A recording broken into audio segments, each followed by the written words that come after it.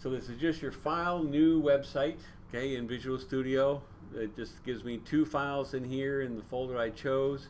I was able to right click though and add, and there's various things, but one of them is a web form. That's what this ASP.NET web forms, that's what you're going to focus on using in the latter part of the course.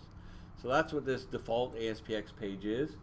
It's, as you can see here, it's just an HTML page, right? The extension just lets the system know to handle it in a certain way.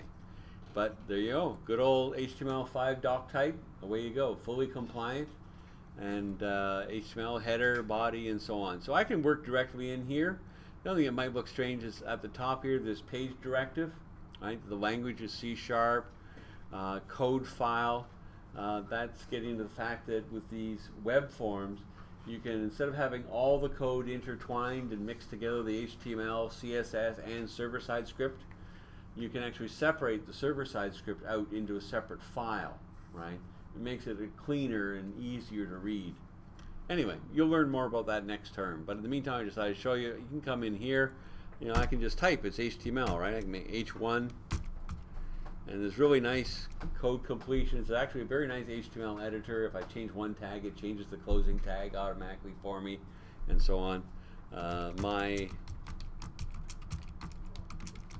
comic book list, whatever. There is, if you notice at the bottom, design, split, and source. So you can go back and forth between a design surface, a WYSIWYG, you can drag and drop surface, or you can split it and see the code and work in either one, right? And there's a little, shows you what where your focus is right now down at the bottom and so on. There's a toolbox here, all these tools, standard ones, data ones, and so on. Also, here's the Server Explorer, right? So I can use the Server Explorer, right click, we'll add a connection to SQL Server. Which one? Well, 192.168.40.206 using SQL Server authentication. Here's this temporary account I just made up. You can use it as well if you want. The password is 11111, 5 ones, okay? And once I do that, I can say to save the password in the connection string. Then I get a choice of databases, okay? And there's my Prog 1198 user comics. So I can select that, I can test the connection. I'm successful. There we go. And you'll notice over here in the Server Explorer, looks awfully familiar. It's not a lot different from our Management Studio. In fact, you can create and maintain your tables, store procedures, and everything right through here, right? It doesn't have quite as many wizards and things, but it does have the basics all in place. There's all our standard store procedures we just wrote, and so on and so forth. So just for the fun of it, I don't recommend this as a practice, but I'm going to grab the table here and drop it onto my web page. Okay? So you see what it created was a data source control. Okay, that is used, the code for it I can just go look at. Basically it's just HTML, right? So ASP colon, that's just a namespace for the tag, SQL data source. And it has a name, okay, a connection string that is stored in my config file. And then look at that, there's all the SQL. So it wrote this SQL dynamically for us. It wrote the delete, okay, an insert, an update, a delete, all the action queries there. And here are all the parameters the different queries require. That's because it didn't know to use my stored procedures, right? And it also threw on a grid view control tied to this data source. So let's actually see if I run this. All I did is drag and drop. I haven't changed anything. And of course it's going to open on the other screen, but here it is, okay?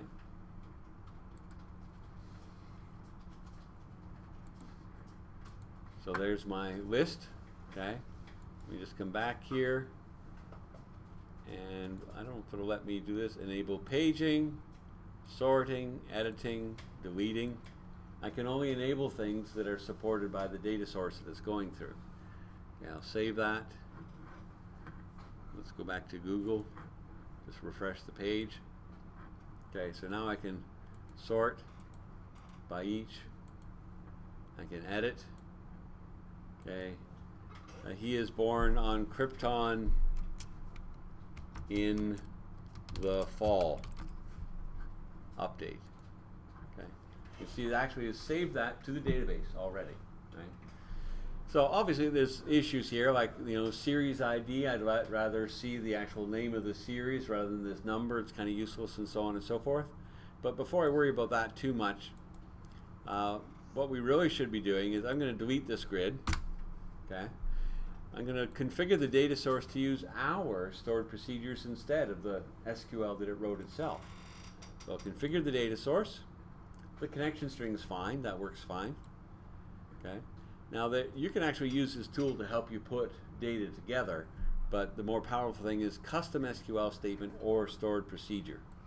Right. So I'm going to use stored procedures for everything. So for selecting, okay, I'll just use my select all stored procedure.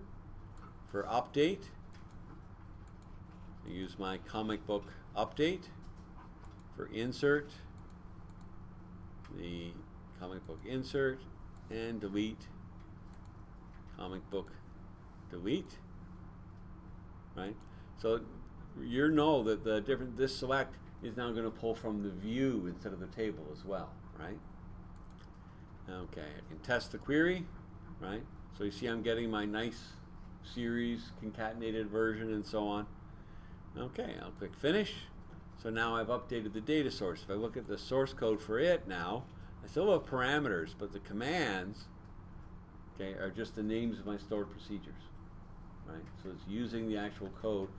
So that way, if I ever change a stored procedure, I might have dozens of these in a large website.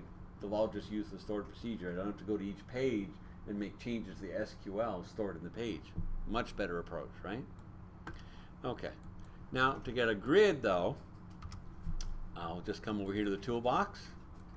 Go down here. Maybe I'll throw on another grid view again. As I do, I can select the data source. And then it goes and finds out what data it has to work with. But I'm not 100% happy with that. For one thing, it looks ugly. Let's see what auto format can do. Get a bit of styling, whatever. Sand and sky. I feel like a sand and sky today. Okay. But I can also enable the paging, sorting, editing, deleting, selection if I want it. Nah, I don't want selection. But let's edit columns. I know I'm going through this quickly because you're going to cover this in the second half of the course. So I'm just trying to give you an idea of what's ahead. Good, good. It's nice to see that all of our work, our stored procedures, why we go to that work and see how well this is going to function for us now, right? So we have our issue number, our description. We don't need to see updated by and updated on. That doesn't need to be a part of what we display. That'll just be handled in the background for us, right? Series ID and series. Well, I don't care about the ID, so I'm going to take that one off. Now, I won't be able to edit without that, though, because that's the foreign key value. It has to be able to supply that in order to do any updates. So this is a little advanced, but I'm going to go through it fairly quickly. I'm going to make that a template field instead, and I'll show you what I can do with that. So I'll click OK. So I'm down just the issue, the description, and the series, right? Let's just run that and see what it looks like. So that looks a little better, right? I see the issues, so on. But if I try to edit this now, it's going to give me an error, right? The SQL variant. But these are our friend. Students see these and go, "Oh God, get that off the screen quick!" Right? I don't want to see that. But no, these are wonderful because they tell you. They always say hint at what's wrong, right? So that's good. Okay, yeah, SQL variant is incompatible with timestamp. That's one of the things. That's one of the more advanced features because I did this with all of our timestamp and audit fields and so on. It's a little bit more complicated, right? So very, very quickly, the fix to that is it's just kind of a bit of a buggy thing that these parameters here for the row version, right? See object, it just doesn't know how to convert objects all that well. So I'm going to take them out wherever I see that row version one here, which is in the delete and the update. Take them out of the parameters. That way it'll get rid of that error. But I have to make sure it still has some way to keep track of that. Okay? Don't mean to give you something so complicated at first, but I have to do that to make this example work. inside the parameters here, I could do it in the parameters window more easily, of the grid view. What I'm looking for is data key names. Ah, there it is.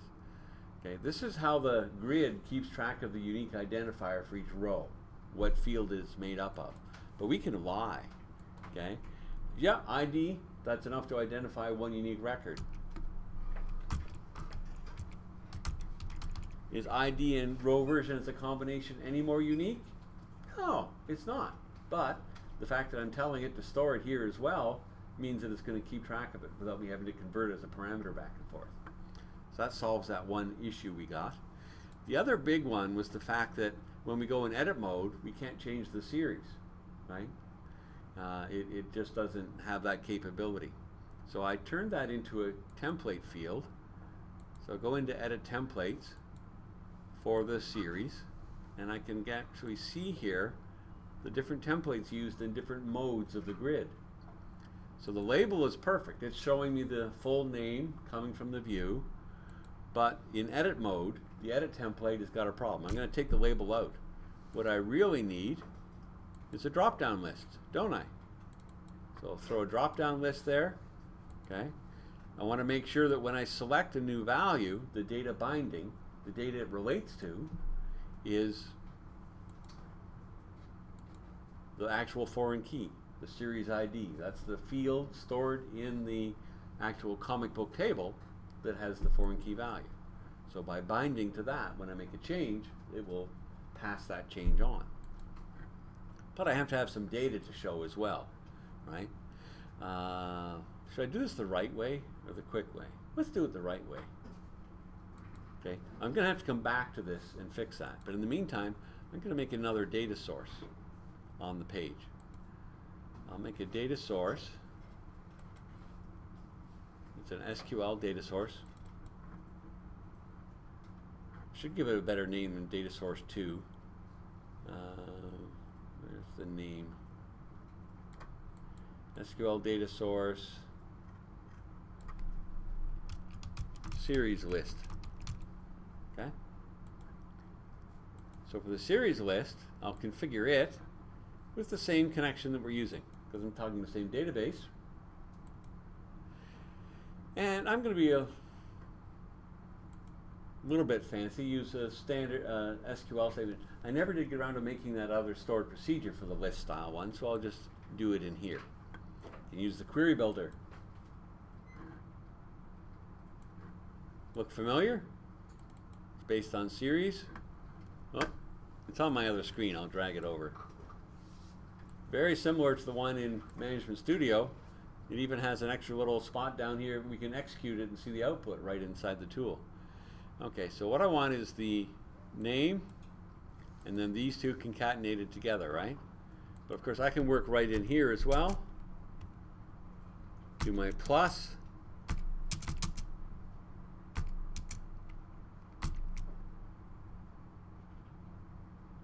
As soon as I click anywhere else, see how it updates the other regions. So I'll give that an alias here, just as series. But we also want it sorted by that,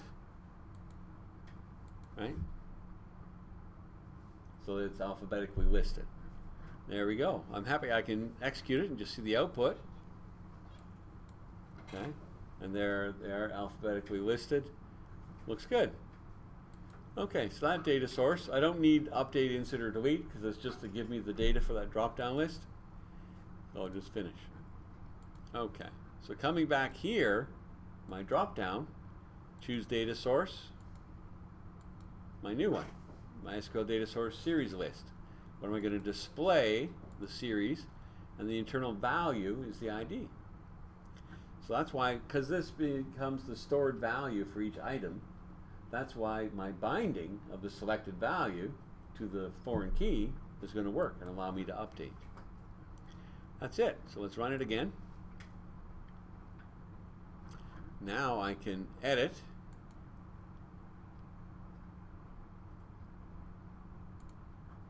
And there's my drop-down list, right? So I said, oh, no, that wasn't the 1985 series. That was a mistake. It was the 1942 series of Batman. And he comes to Earth, yeah. It was 2AC because it was in color, and some of them were in black and white. So I'll just update all that. We see it's actually saved to the database already. Pretty neat, huh? All right, so I decided to do a quick little demo for you to drive home again the power of those stored procedures and how they make it so much easier to create a very effective user interface using a tool such as this. This is capable of a totally responsive design with Bootstrap and everything else. Yeah, you're going to have a lot of fun in the second half of the course, I promise. Most people find it so much more fun than the first half.